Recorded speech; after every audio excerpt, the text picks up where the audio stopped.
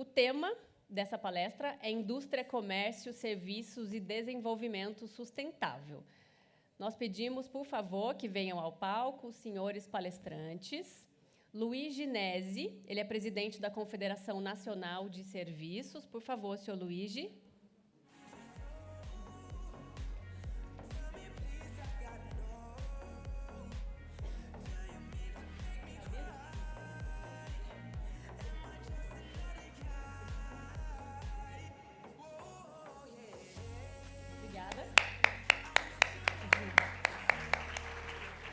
Por favor, senhor Roberto Matheus Ordini, que é presidente da Associação Comercial de São Paulo.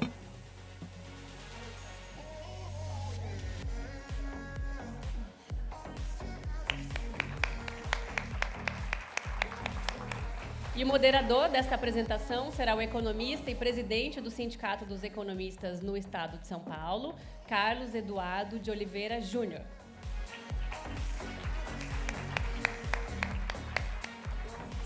Nós gostaríamos de relembrar, reforçar que as perguntas são feitas de forma online por meio do QR Code que está disponível nos telões. Muito obrigada a todos, boa apresentação. Carlos, é com você.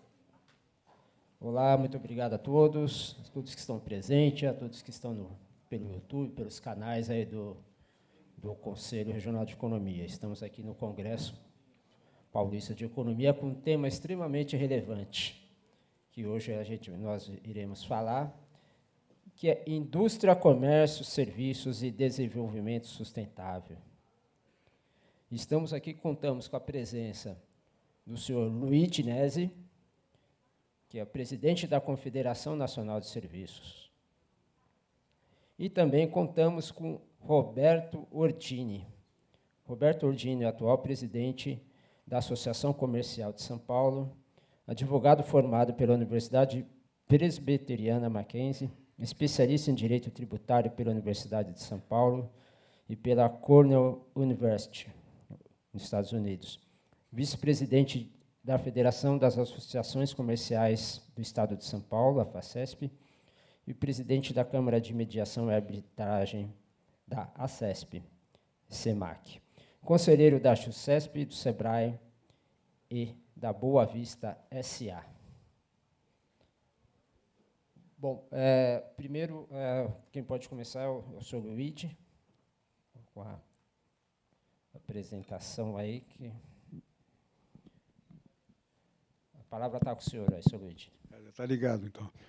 Bom, boa tarde a todos. Primeiro, queria agradecer o honroso convite que nós tivemos da Corecon, que dá a oportunidade para a gente falar um pouquinho sobre o setor de serviço e sobre a importância do setor no PIB brasileiro e a importância do setor no desenvolvimento econômico do país. Muito obrigado, Carlos.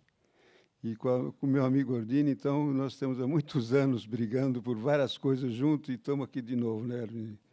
Prazer em vê-lo e muito obrigado por estar aqui com a gente, né? Com isso. Bem, a sustentabilidade. Eu vou mudar um pouquinho. Para ter sustentabilidade no país, na economia, a primeira coisa que a gente tem que ter é emprego, né? Porque sem emprego você não sustenta ninguém, nem a comida que você leva para casa. Então, nós estamos trabalhando num processo exatamente de diminuir a carga tributária sobre o emprego, facilitando a empregabilidade e facilitando a competência e a competição internacional, inclusive com desenvolvimento tecnológico e aprimorando os investimentos nessas áreas. E, para dar enfoque principal, nós temos que ter uma solução para um déficit que nós temos, que é a Previdência. E nós, ao longo desses anos, temos feito estudos, desde o ano 2000, para mostrar que, se você diminuir a carga tributária sobre o trabalho, você aumenta a competitividade e aumenta o desenvolvimento. E aumenta a possibilidade de financiar melhor o regime geral da Previdência. O senhor quer passar o slide? Sim. É só apertar esse botãozinho aqui, tá? O de baixo? Isso. Quer testar? Faz um teste. Pronto. Isso. Então, aqui já foi para o fim. Aqui você me colocou no fim. Espera aí, continua que eu vou ajustar aqui. Bem, então, o que a gente quer mostrar? Primeiro, a participação do setor no PIB e no emprego no Brasil. Aí, segundo slide, por favor.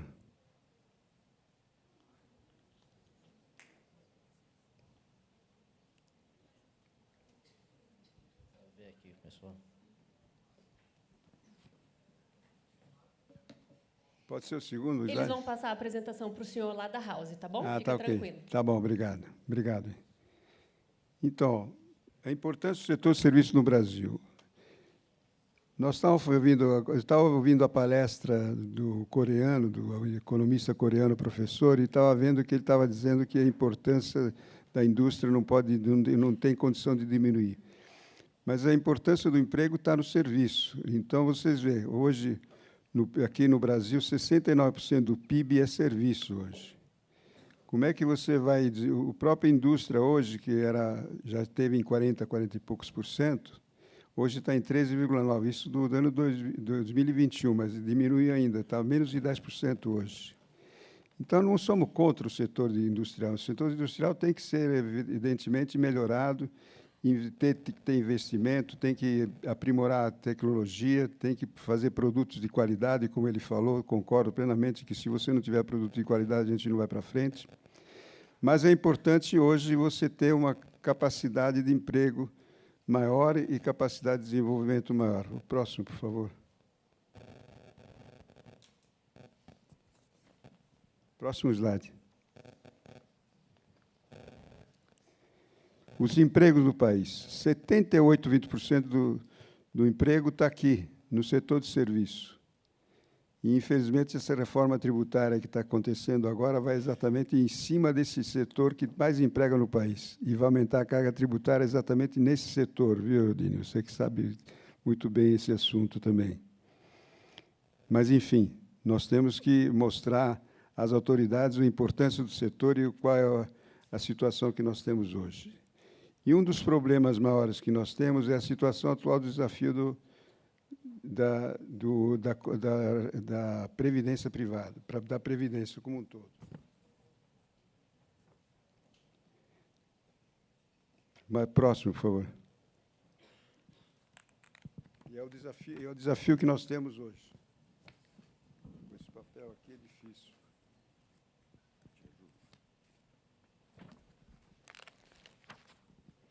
O próximo, por favor. Os três grandes problemas que nós temos na situação atual: estabilidade no emprego, formalização do contrato de trabalho. E isso aí gera muito questionamentos hoje. Apesar da mudança trabalhista que nós fizemos, não deu certo ainda. Nós temos que melhorar a qualidade da empregabilidade, melhorar a qualidade do emprego e melhorar a facilitação. Por isso que a nossa proposta que nós estamos propondo é eliminar a carga tributária sobre a folha de pagamento como um todo. Próximo, por favor. Isso demonstra qual é o nosso déficit. Nós estamos com 345 bilhões, isso no acumulado dos últimos 12 meses. Como é que a gente pode ir para frente, numa base arrecadar INSS e para financiar a Previdência, com um déficit desse tamanho e que tem crescido ao longo desses anos? Você vê, cada vez mais tem menos gente elitizada, menos gente trabalhando para sustentar os velhinhos que nem eu, por exemplo. Então, você precisa melhorar a base tributária e aumentar a base tributária para você conseguir fazer com que haja um equilíbrio nesse processo. E essa é a nossa proposta básica que nós temos defendido ao longo desses 24 anos. Próximo, por favor. Você vê a evolução do déficit do EGPS. Acumulado nos últimos 12 meses, o déficit de despesas 35,4%, e durante a pandemia foi para 45,4%. Quer dizer, nós tivemos, naquela época de fechar tudo, né? Fechamos tudo e fechamos a economia e fechamos a arrecadação também da Previdência. E agora nós estamos pagando esse fechamento, que vai demorar um pouco para pagar, viu, Godines? Os três grandes problemas da situação atual são exatamente que cada vez mais tem mais gente uma vida maior e em detrimento das pessoas que estão ajudando a financiar a Previdência. Em 2010, havia 15 pessoas de idade de aposentadoria para cada 100 habitantes. Hoje, nós temos, com o gráfico aí, atingiu 27 a cada 100 no ano 2030. E vai para do ano 2060, vai chegar a ter 36 pessoas para cada 100 habitantes para sustentar, e assim por diante. Isso vai aumentando cada vez mais. E em 2060, nós teríamos 57 pessoas para sustentar. E aonde nós vamos arrumar esse dinheiro? Só em cima de uma nova base tributária. Na nossa atual sistemática, não conseguimos reverter esse processo.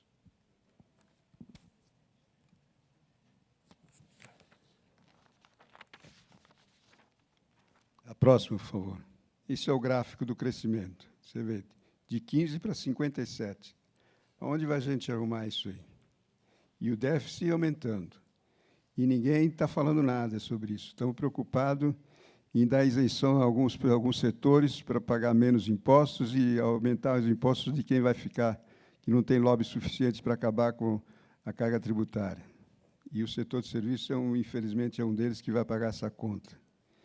Nós vamos ser um grande arrecadador de impostos, o setor de serviço, viu, Deodine?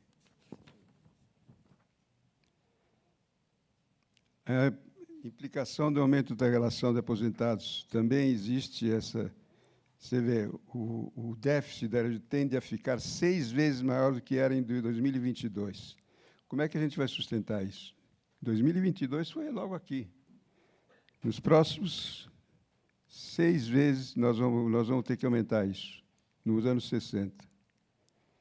Quer dizer, em 40 anos, nós temos que aumentar 6 vezes aquilo que nós estamos gastando hoje. Não tem gente para pagar essa conta. A próxima, por favor. A nossa proposta, o que é? Claro que não resolver todos os problemas da Previdência, que não dá para fazer numa proposta só tudo isso, porque existem várias outras implicações de financiamento, isenções, etc., etc. Mas você diminuindo e começando por uma desoneração total da folha de pagamento e criando uma nova base tributária, a gente tem condição de reverter e começar a reverter o processo.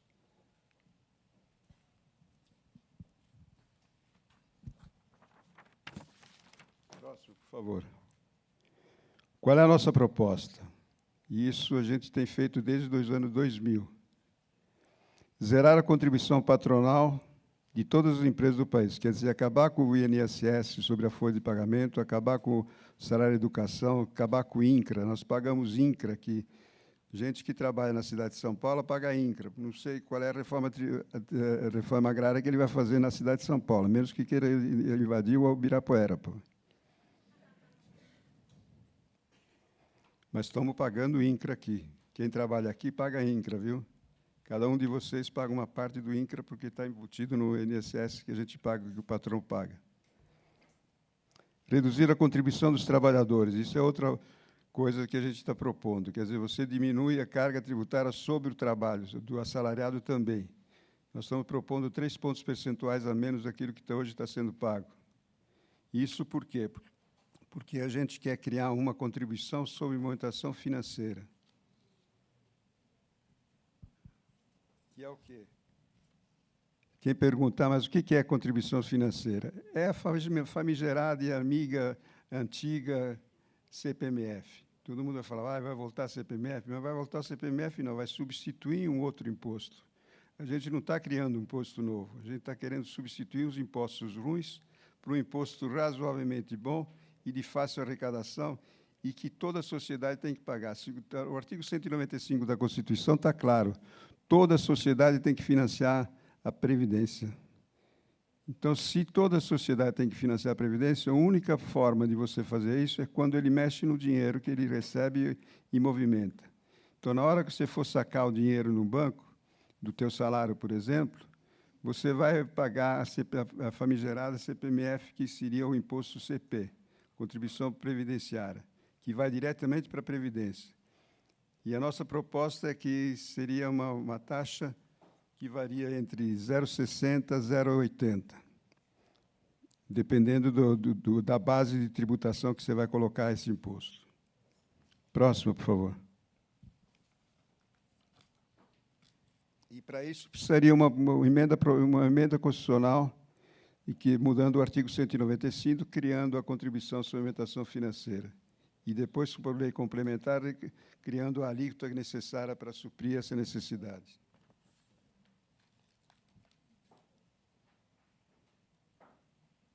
Próximo. Essa PEC 63, que nós estamos propondo aí, já está na mesa do presidente da Câmara, o Arthur Lira. Ele ainda não colocou, não distribuindo mais a PEC, mas a PEC foi aprovada e está lá na Câmara já pronta para ser distribuída e discutida. Só que ninguém quer colocar essa PEC para discussão. Estão procurando saber aonde é que vão arrumar dinheiro para pagar os 17 setores que são beneficiados pela desoneração da folha de pagamento. Essa novela está indo e voltando, e vai acabar indo no judiciário. Até dia 11 de setembro, se não for resolvido um acordo entre os empresários, o Congresso e o Executivo, o judiciário vai resolver e vai fazer com que acabe com a desoneração da folha de pagamento hoje dos 17 setores. É muito mais provável acontecer isso do que um acordo entre as três partes.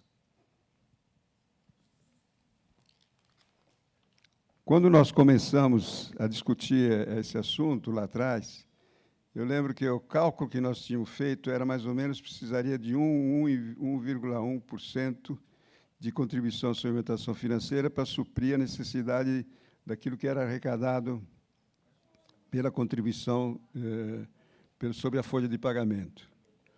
Hoje, em função exatamente do aumento de economia, diminuição dos trabalhadores que pagam a contribuição e dos empresários que pagam essa contribuição, hoje, com apenas com uma alíquota de 0,66, a gente arrecadaria a mesma coisa que estava previsto arrecadar lá no ano 2000. Para você ver que quase diminuiu a carga tributária, metade do valor do percentual, sem aumentar a carga, simplesmente mantendo o equilíbrio da contribuição sobre a alimentação financeira em função do aumento econômico vegetativo da própria economia, que é muito maior do que o aumento da empregabilidade da CLT e dos funcionários que são seletizados. E, com isso, a gente arrecadaria 285 bilhões, que hoje a folha de pagamento permite arrecadar, com essa substituição.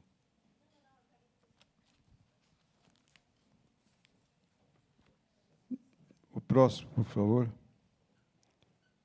Bom, o cálculo de redução da carga tributária é praticamente em todos os setores. Dizem não, que a indústria vai pagar mais e menos. Não é verdade. Praticamente quase todos os setores, a menos o setor mineral e o setor petroleiro, que são duas commodities que tem pouco emprego, mas tem salários altos assim mesmo, esse iria pagar um pouco mais de impostos, só esse. Os outros todos seriam beneficiados. E haveria uma diminuição de quase 1%, um ponto percentual. Estimativa próximo, por favor. Próximo. A estimativa, próximo, por favor. A estimativa de aumento do PIB, nós teríamos 1,2% de estimativa de aumento de 1,6% do emprego e uma redução de 0,6% da inflação. Tudo que hoje o governo quer e a economia quer. Somente fazendo essa alteração, mudando a base tributária, em vez de sobre folha de pagamento, sobre a aumentação financeira, nós alcançaríamos esses benesses para todos que a economia está precisando hoje, sem aumentar imposto nenhum, coisa que hoje, para financiar os 17 setores, o governo quer aumentar imposto com contribuição sobre lucro líquido ou imposto de renda em cima das rendas, né? Dos juros do capital próprio. Quer dizer, você, para diminuir, pagar uma isenção de alguns setores, você onera toda a sociedade com um imposto maior. Quer dizer, eles não estão fazendo diminuição nenhuma, estão aumentando imposto para pagar um benefício fiscal que eles foi criado. E que, por sinal, foi criado por lei, e as empresas que estão se beneficiando disso vão sofrer essa isenção, porque os planejamentos se fazem a longo prazo, não a curto prazo. Se eu tenho que investir um valor em cima de um contrato de prestação de serviços que eu tenho de 3, 4, 5 anos, como é que eu vou fazer a mudança de um valor, de repente, que foi me tirado um benefício fiscal que eu tinha garantido?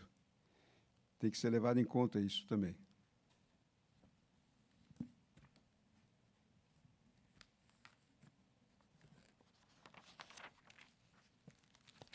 As 8 vantagens, próximo, por favor. As 8 vantagens que a gente coloca nessa desoneração da folha. Fim da sonegação, redução do custo do Brasil, aumento da exportação, aumento de competitividade,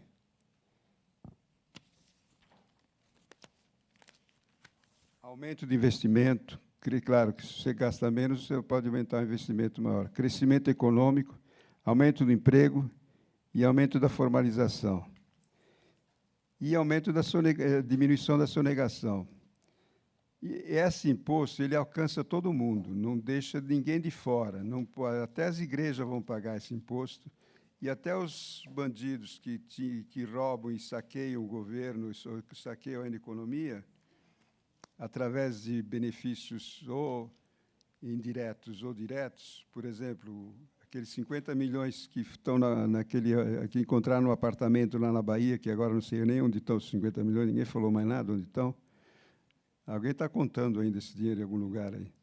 Mas na hora que for sacar, eles não pagaram imposto nenhum e não tiveram condição de saber de quem é que fez isso. Mas na hora que o fulano arrumou esse dinheiro, ele teve que ir no banco, pegar o dinheiro e depositar e colocar dentro da mala. Quando ele fez isso, ele já pagou a Previdência. Pelo menos a Previdência estava salva, viu, Dini? Nós não teríamos garantido que, pelo menos, a arrecadação da Previdência estaria feita por aqueles que sacaram o dinheiro no banco.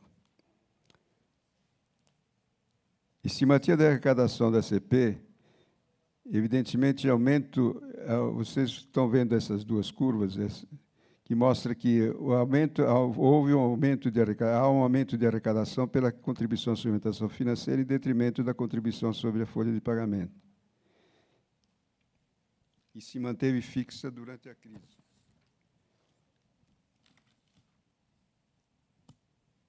Se nós tivéssemos implantado isso aqui, a gente teria um aumento de arrecadação cerca de 103 bilhões a mais do que nós arrecadamos.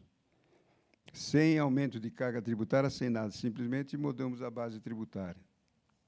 Porque vamos pegar o sonegador, vamos pegar os informais, vamos pegar a igreja, vamos pegar os benefícios fiscais de muitas empresas, mas tem movimentação financeira, eles pagariam. E pagariam com gosto, porque seria com 0,66 sobre a movimentação financeira. Praticamente, quando tinha CPMF, as taxas bancárias eram maiores do que o 0,38 que estava cobrando naquela época. A estimativa de arrecadação nossa também, em termos disso, aumenta de 7,7% ao ano. Então, uma contribuição aumenta de 45 bilhões a mais, todo ano. E, com isso, a gente vai mantendo o sistema. Agora, tem uma coisa importante que eu vou terminar já. Tem uma coisa importante que é os ganhos que as prefeituras iriam ter, porque esse benefício aqui, não só para a iniciativa privada, mas também para as prefeituras que têm seletizado, seriam beneficiados. E um dos problemas hoje de aprovar essa desoneração dos 17 setores são o fato de que precisa financiar as prefeituras. E, com isso, a gente estaria financiando as prefeituras e eles diminuem o custo também para as prefeituras. E, com isso, a gente faria-se uma grande reforma tributária. Essa seria, para mim, o modo de ver, a maior reforma tributária, e a maior reforma tributária em termos de exemplos mundiais, porque não tem ninguém que está fazendo isso no mundo, a não ser aqueles que já usam a taxa sobre grandes fortunas e grandes coisas através de uma movimentação financeira, apesar de ter alguns países do mundo que utilizam a CPMF. Um, por exemplo, que usa a CPMF, por incrível que pareça, até hoje funciona muito bem, é a Argentina. E provavelmente estão mantendo um pouco da arrecadação de impostos, já que todo mundo paga. Desculpe aí o adiantado da hora, mas muito obrigado pelo ter paciência de vocês.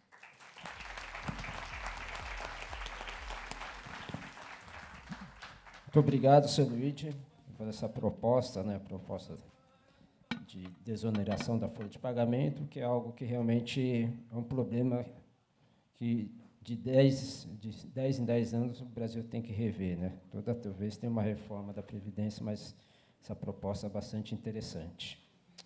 Agora, com vocês está o Roberto Urdini. A palavra está com o senhor. Pode falar. Boa tarde a todos. Boa tarde. Estamos ânimo. Depois desses dados até pessimistas, nós temos que ter um pouquinho de otimismo, porque vivemos no Brasil. O Brasil é otimista por natureza. Quero agradecer o convite do Corecon, na sua pessoa, Carlos, pela oportunidade de falarmos um pouco do comércio. Antes de nós iniciarmos, eu pediria a gentileza do controle passar um filme de apresentação, uma pequena orientação do que é a associação comercial. Por favor.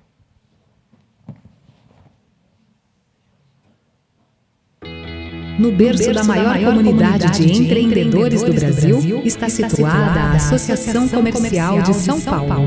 Há 130 anos, trabalhamos para valorizar o empreendedor. Atuamos como defensores das demandas dos empreendedores aos governantes. E assim, conseguimos inúmeras conquistas significativas. Nossos conselhos reúnem centenas de líderes voluntários dos setores público e privado. Estamos presentes em 15 macro-regiões da capital. Por meio do Balcão do Empreendedor, oferecemos praticidade através de serviços pensados para simplificar a jornada empreendedora. A Associação Comercial de São Paulo valoriza o potencial humano e investe no crescimento pessoal e profissional de seus colaboradores. Há mais de um século, temos apenas um só foco: ajudar o empreendedor. Associação Comercial de São Paulo. O nosso negócio é apoiar o seu.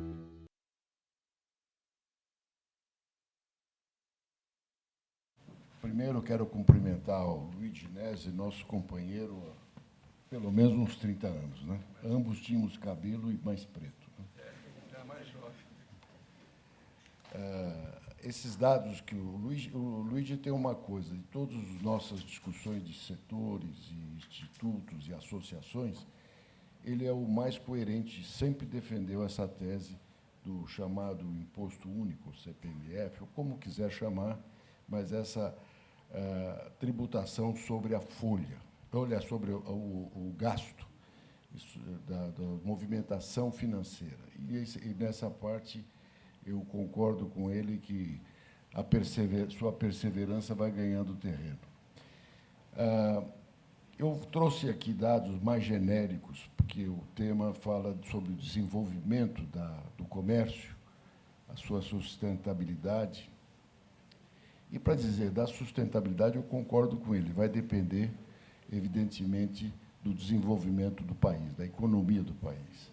Apesar de todos os grandes problemas que nós temos, grandes problemas, não são pequenos, a economia ainda se mantém crescendo. Isso significa que ainda nós temos alguma chance, embora o nosso problema de natureza fiscal seja muito grande. Mas, de qualquer maneira, a economia continua consumindo, continua sobrevivendo. Eu vou trazer aqui alguns dados. Eu peço, acho que nós temos um slide, por favor. Esse é os dados que nós trazemos do comércio, onde vocês podem ver que nosso comércio representa 12% do PIB no ano passado. Todos esses dados são do IBGE. O consumo das famílias gira em torno de quase 7 trilhões de reais. também do ano passado. Empregos formais, de dados do CAGED, está em mais de 10 milhões de empregos. Cada um por real investido no comércio gera 1,53 na nossa economia. Considerando a inter-relação com os outros setores produtivos, elaboração própria a partir da matriz de insumo do produto do IBGE. Esses dados são dados oficiais e significam o potencial do nosso comércio, que é um dos setores que mais emprega, só perde para serviços hoje, mas emprega mais que a indústria, mais que o agro, e ele é uma entrada, vamos dizer assim, do trabalhador, do jovem trabalhador, na atividade laboral. E nós temos tido a oportunidade de sentir que o comércio brasileiro, internamente, é forte.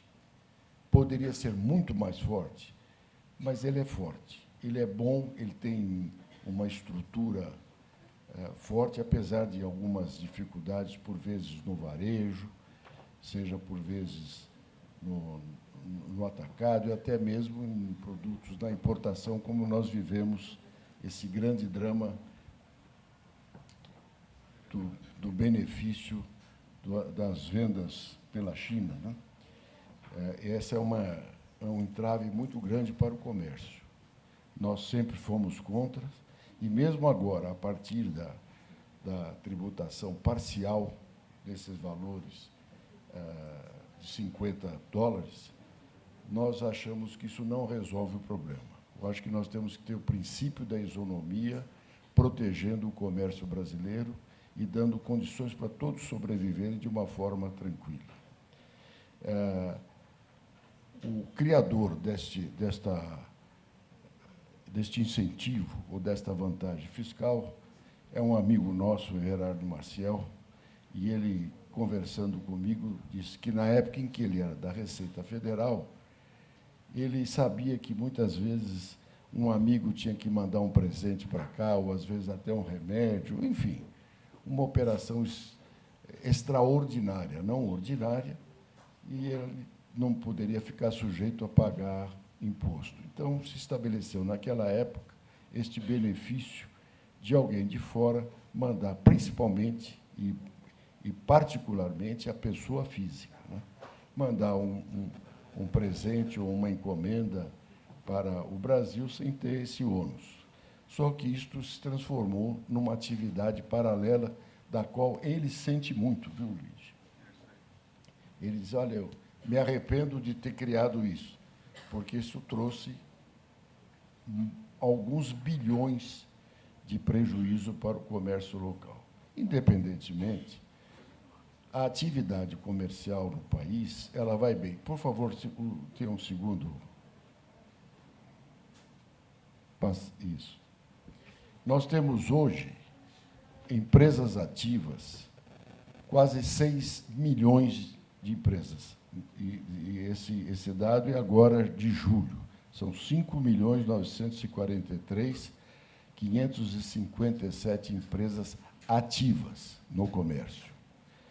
Destas empresas, microempresas ativas significam 5.103.697, julho de 24. Empresas de pequeno porte, ela representa 470.769 empresas. Isso significa que a maioria, quase 90% da atividade comercial no país é composta de pequenas empresas. E aqui eu quero trazer para vocês uma notícia triste sob o ponto de vista da reforma tributária que nós estamos enfrentando. A atividade comercial do pequeno tem um benefício fiscal previsto na nossa Constituição, que é o Simples, o chamado Simples Nacional. Empresas que têm um faturamento pequeno, de 4.800.000, se não me engano, não é isso? E, nesta reforma, ela desaparece. E explico por quê. Porque, com o sistema de débito e crédito, o Simples, por recolher uma alíquota menor, ele não vai gerar crédito. Evidentemente que os compradores não vão dar preferência à pequena empresa, à empresa do Simples. Vão buscar uma empresa, especialmente pela carga tributária elevada que vai acontecer com a reforma tributária. A reforma tributária, eu não vou entrar na discussão, porque isso aqui nem vale a pena. Nós já perdemos muitos fios de cabelo, né, Luiz? Mas uma delas é que a carga tributária é muito elevada e talvez se torne a mais elevada do mundo. Isso nós vamos sentir com o decorrer desses próximos anos, quando a implantação dela chegar.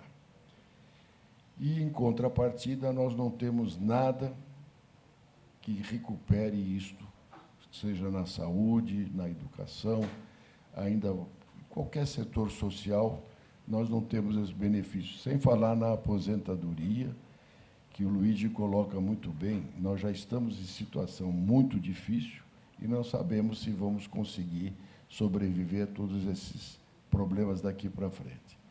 Mas o que acontece com a pequena empresa é que ela, para poder gerar o crédito e competir com as grandes, ela tem que sair fora do sistema. Ora, se ela sair fora do sistema, por ser pequena, ela vai ter muita dificuldade de concorrer com uma empresa grande. Isto aconteceu na Índia. A Índia é um dos países que criou esse sistema semelhante ao nosso, mas as pequenas empresas, ao perderem o benefício, elas acabaram sendo ou vendidas para as grandes ou desapareceram. Agora, imaginem vocês, 90% das nossas empresas, alguns chegam a admitir que esse percentual vai a 95%, mas eu quero excluir aqui a parte dos microempresários individuais, que gera muito pouco empregos, né? Mas vamos ficar na faixa de 90%. Cada empresa desta, pequena, ela tem de 2 a 10 funcionários, é a média. Então, portanto, uma média delas de 5 empregos. Isso significa que nós estamos falando em 40 milhões de empregos, mais ou menos. Estou aproximando para não ficar mais triste se for fazer os números exatos, mas, digamos, em torno de 40 milhões de empregos que estarão sob a possibilidade de serem extintos. Vocês já imaginaram o que isso representará para a economia do Brasil? Vocês já imaginaram o que isto representa para a sobrevivência de famílias? Pois é, nós estamos arriscados a que isto ocorra com a implantação da nova reforma tributária. Estamos tentando agora, porque ela já foi aprovada, não há dúvida nenhuma, tanto na Câmara como no Senado, a reforma tributária já está aprovada. O que ainda resta alguma oportunidade de diminuir o prejuízo será através da sua regulamentação, que já passou pelo Congresso, pela Câmara, mas ainda não passou pelo Senado. Não preciso dizer a vocês que na Câmara foi um atropelo. Em 48 horas, aprovaram a reforma tributária e, em pouco tempo a mais, a sua regulamentação. Para a regulamentação do que vai acontecer na reforma tributária, nós estamos falando, no mínimo, em 700 e poucos artigos. Eu garanto a vocês, e se vocês tiverem alguns deputados conhecidos, pergunte se eles tiveram a oportunidade de ler a regulamentação.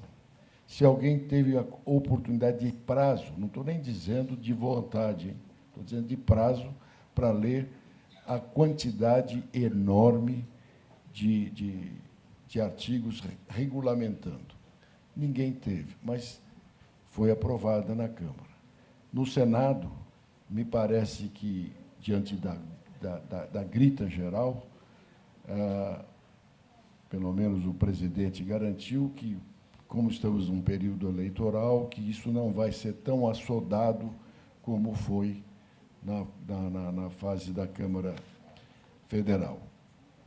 E, com isso, nós esperamos, mas não temos certeza, de que se ainda consiga salvar alguns dispositivos. Estamos aí estudando com um grupo, todas as entidades, viu, Luiz? Nós temos aqui um grupo de entidades, você, inclusive, também faz parte disso, lutando para que nós consigamos diminuir o déficit que vai acontecer nesse campo tributário. Vocês da área de economia vão sofrer muito. Os contadores já estão um pouco mais preocupados, porque estão fazendo o dia a dia desta nova operação, e não vai ser muito fácil para a sobrevivência das empresas, porque vão ser obrigadas a ter 2 contabilidades por um período que nada mais é de 10 anos. Imagine você ter custo dobrado em 10 anos no período de transição desta reforma. E, quando chegar lá no fim, não sabe se ela se conseguiu sobreviver, né, Luiz? De qualquer maneira, estamos tentando diminuir, e eu até peço que o Corecon também participe desse trabalho, buscando, através de senadores e até mesmo de autoridades ligadas ao governo, e outras entidades a vocês ligadas, para que a gente abra os olhos do nosso legislativo para que não se permita colocar todas essas imposições tributárias como estão sendo distribuídas através dessa reforma tributária. E, pelo menos, que tenha o bom senso de conseguir diminuir. Existem alguns mecanismos, nós estamos tentando apresentar, levar lá para o Senado, para diminuir a dificuldade dessas empresas para não perderem a condição do simples e, ao mesmo tempo, conseguirem permanecer na concorrência no comércio do Brasil, principalmente o setor de comércio. A indústria também terá essa dificuldade, o pequeno industrial também terá, mas é pouco menor do que o comércio, e nem vou falar dos serviços, que o Luigi muito bem defende. É um setor que foi extremamente prejudicado nessa reforma tributária. Com a carga tributária alta, elevada, hoje já se fala, começou em 25% no primeiro projeto, depois chegou a 26, 26, e agora se fala em 27,9%, 28% praticamente, com a introdução de algumas isenções, e a culpada é a carne, é a picanha do Lula que está complicando a situação. Nós temos que evitar que isto ocorra. Então, eu peço a vocês do setor de economia que nos ajudem divulgando os cuidados que nós devemos ter para as pequenas empresas, que é o grande canal de progresso e de desenvolvimento da atividade comercial e empresarial de maneira geral. Era isso, mais ou menos, que eu traria para vocês, apenas acrescentando uma dúvida que tem sido levantada. Será que, com essa evolução virtual de vendas do e-commerce e outros sistemas, a loja física vai desaparecer? A nossa resposta é não. A loja física, o comércio físico, olho no olho, ele ainda sobreviverá.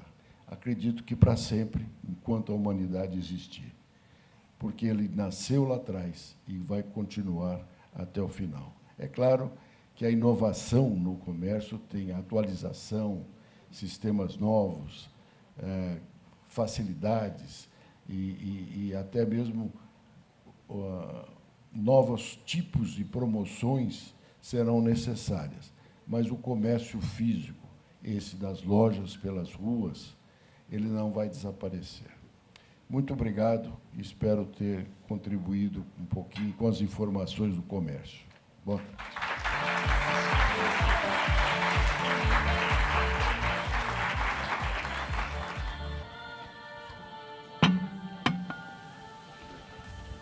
Bom, obrigado. Obrigado, Roberto Ordini, pela brilhante palestra, né? O setor de comércio ele sempre é muito relevante para nós, né? E sempre vai permanecer, mesmo com a internet, mesmo com compras online, isso, sem dúvida, vai permanecer. Mas deu um histórico aqui do setor, a importância e a relevância até na geração de emprego, né, da nossa sociedade. Bom, tem uma questão aqui, que aí os senhores podem fazer para ambos, tá? Que é com relação ao recolhimento compulsório ao Sistema S. Senac, Senai, Senas, Sebrae, Sesc e SESI. Arrecadava 17 bilhões e meio de reais em 2017. No mesmo ano, foi extinta a contribuição sindical obrigatória a entidades sindicais patronais e de trabalhadores, ou seja, a contribuição S. A contribuição ao Sistema S equivalia a 5 vezes a contribuição sindical. Esse recolhimento ao Sistema S não pesa muito para as empresas, mas ela dá retorno para a sociedade brasileira nessa proporção. A proposta para extingui-la ou reduzi-la, pergunta para ambos aí. Prioridade sua. Esse aí é meu tema preferido, né, depois da desoneração da folha. É claro que exatamente nós temos que diminuir, temos que acabar exatamente e colocar os 2,5% sobre a folha de pagamento também o Sistema S, que onera as empresas que muitas vezes não têm os benefícios que são pré-apregoados pelo Sistema S. Então, a verdade é que a gente conseguiu, ao longo desses últimos anos, na Justiça, o pagamento sobre apenas 20 salários mínimos, e não sobre o total da folha de pagamento. Isso apavorou o pessoal que tem o Sistema S, né? As confederações patronais.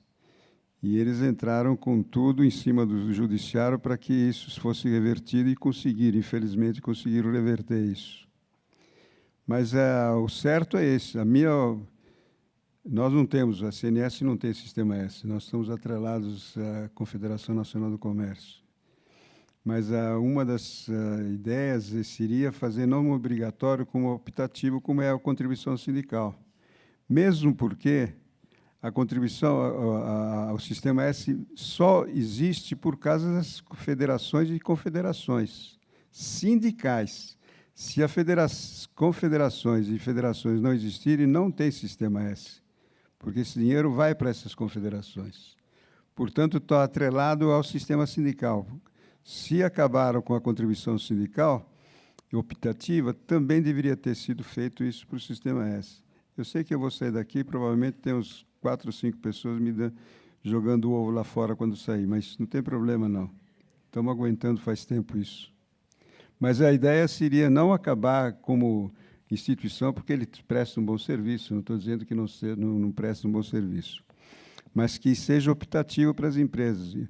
Inclusive, ele pode obrigar que esses valores que são pagos sejam utilizados pela própria empresa. Eu tenho na conta contabilidade uns 2,5% que vai servir obrigatoriamente para treinamento dos meus funcionários, que tem muito mais condição, as próprias empresas, fazer os treinamentos do que você criar um edifício, contratar gente, colocar gente lá dentro, gastar dinheiro para depois iniciar o processo de treinamento, que são pagos hoje, não são mais gratuitos, você sabe disso. Antigamente era gratuito, agora não é mais gratuito. Essa é a posição nossa.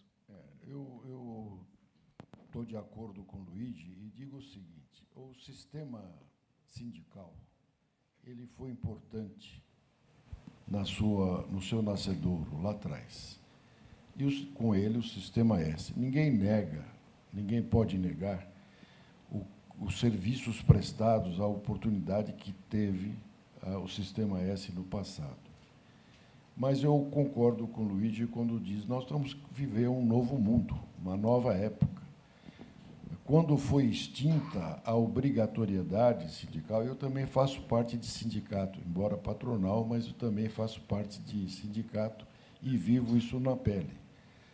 Eu não tenho dúvida nenhuma que a extinção da contribuição compulsória, o antigo imposto sindical, ele foi um acerto. A reforma trabalhista veio num momento muito oportuno e conseguiu uma vitória muito grande. Restou, portanto, o S.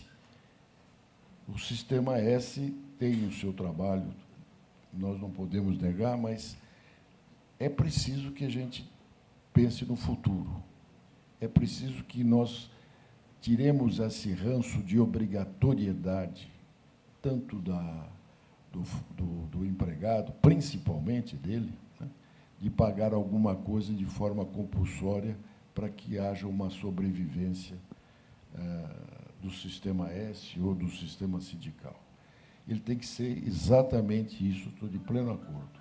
Tem que ser facultativo. E hoje ele é assim. Também no sistema S deveria ter alguma coisa desse tipo, e talvez seja uma ideia você reduzir e os benefícios virem diretamente para a empresa, com a obrigação da empresa proporcionar ao seu funcionário um desenvolvimento, seja tecnológico, seja cultural e até social. Não tenha dúvida nenhuma. Só se me permite complementar. Exatamente, você teria essa possibilidade e você faria com que esse dinheiro não fosse subir para depois descer para o usuário. Quer dizer, você aplicar diretamente na empresa, com isso ela tem capacidade melhor de gerir esses recursos para treinamento e qualificação. Não é que acabaria com a contribuição, mas acabaria com a forma da contribuição. Tá bom. Eu já fui comunicado aqui que o tempo se esgotou, mas, sem dúvida alguma, foi bastante relevante, né? Temas interessantes, setores que geram emprego na nossa sociedade. Hoje, o mundo, a área de serviços e comércio, tem ganhado cada vez mais escala, né? E o Brasil não é diferente, e estamos ganhando cada vez mais essa escala. E agradeço aqui enormemente ao senhor Roberto Ordini, da Associação Comercial, na qual conheço também o nosso diretor do sindicato, lá, o doutor Marcel Solimeu, ele que, sem dúvida alguma, grande pessoa. Agradeço ao senhor Luiz Nese, também pessoa que eu conheço há muito tempo. A proposta de movimentação financeira é uma proposta que já defende há muito tempo, né? A gente lá na Confederação Nacional de Serviços é uma luta que já estivemos mais perto de ser aprovada, mas isso ainda vai demorar um pouco, mas, enfim, a luta continua. Mas eu agradeço a presença de vocês, peço uma salva de palmas para os dois.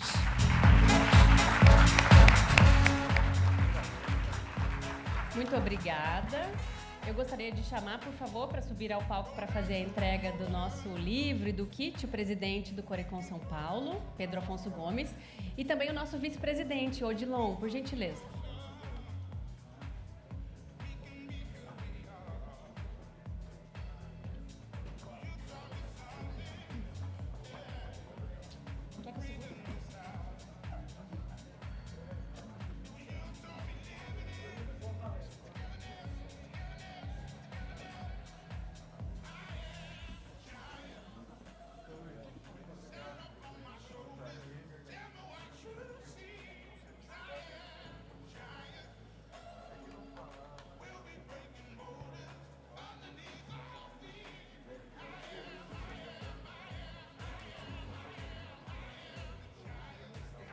Vamos fazer uma foto?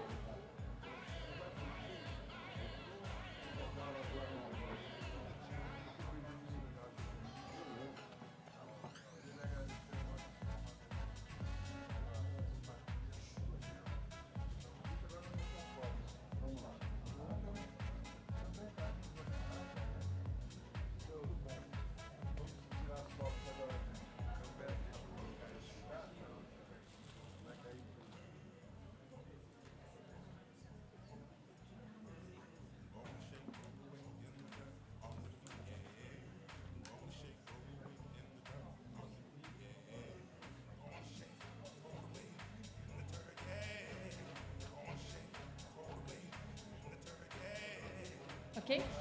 Obrigada mais uma vez.